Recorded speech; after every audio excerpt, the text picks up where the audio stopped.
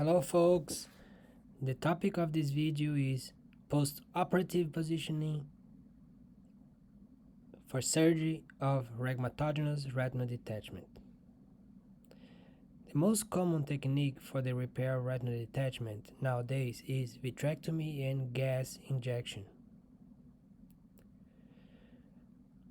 There are several options of techniques for post-operative positioning.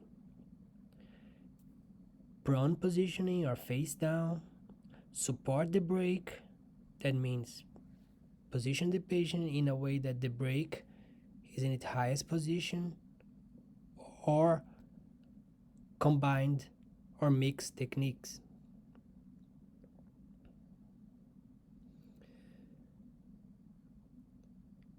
Prone positioning has a great advantage of preventing retina folds and misplacement of the retina.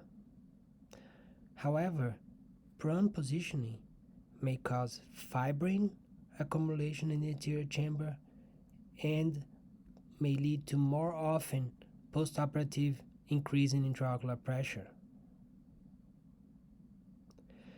Protect the brake has an advantage of keeping the brake protected while no other complications may be seen, like increasing the pressure.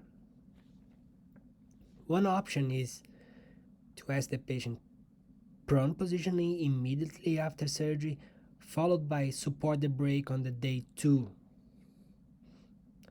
Other techniques like supine are less common. There is one study who have shown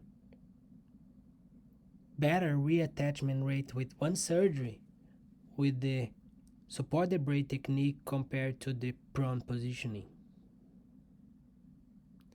In summary, in order to prevent misplacement of the retina, immediate prone positioning may be a good idea, followed by support the brake approach. I hope you like this short video, and I see you next time.